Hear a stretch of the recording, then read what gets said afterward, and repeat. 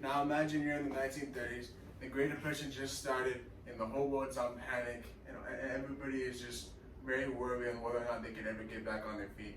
Now how I can relate that to today's world is COVID-19, when businesses are shut down, like a lot of citizens, people are worrying on whether or not they're gonna get their stable income that they've been getting, and just making sure everything just goes good for them.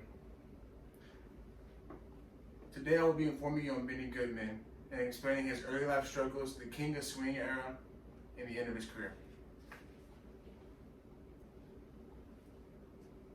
His early life struggles. Benny Goodman was born on May 30th, 1909, and was one of 12 children. In fact, he was the 9th member of the family.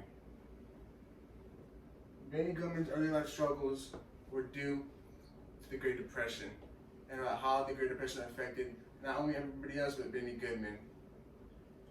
While it was in the Great Depression, Benny Goodman took this time to really harness and to focus on perfecting his craft, which is being a great band leader, musician, songwriter, and arranger. According to Simon George T., the big band, the Macmillan Company in New York in 1967, Benny's band, of course, hadn't been making much noise or an impression, except for the few jazz initiated who had bought some of its few Columbia records, who might have caught it at Billy Rose Music Hall.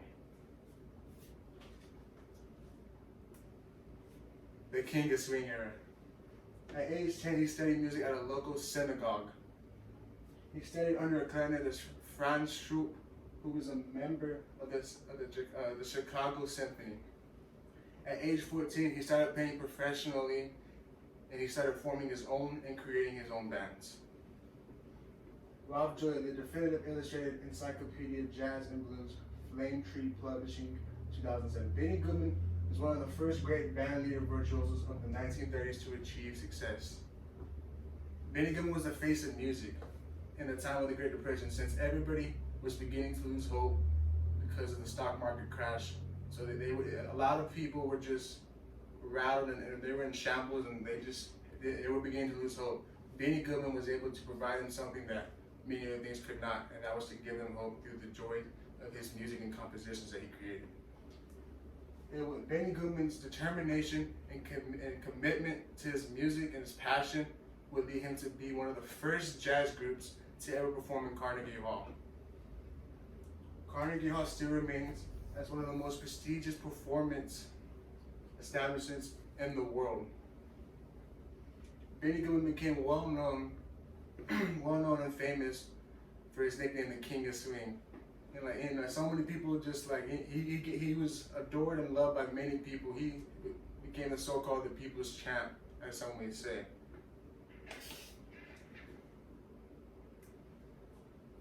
End of his career. According to Collier James L., Benny Goodman and the swing era Oxford University of Oxford Press in 1989. Beginning in about 1930, radio and sound films threw the music business in total disarray.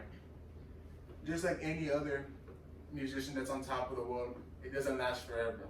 So Benny Goodman had a very tough time struggling with trying to get his sound to reinvent to the more modern sound that's changed over the course of the years.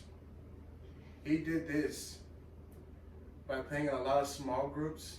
He did a lot of collaborations with a few big names, for instance, George Benson, John Hammond, and Charlie Christian, just to name a few. He still managed to stay true to his roots by playing classical pieces and playing swing music whenever time he saw fit. Benny Goodman was so committed and disciplined, and he just had such a great passion for his music that he ended up dying 6 days after his final concert. Thank you.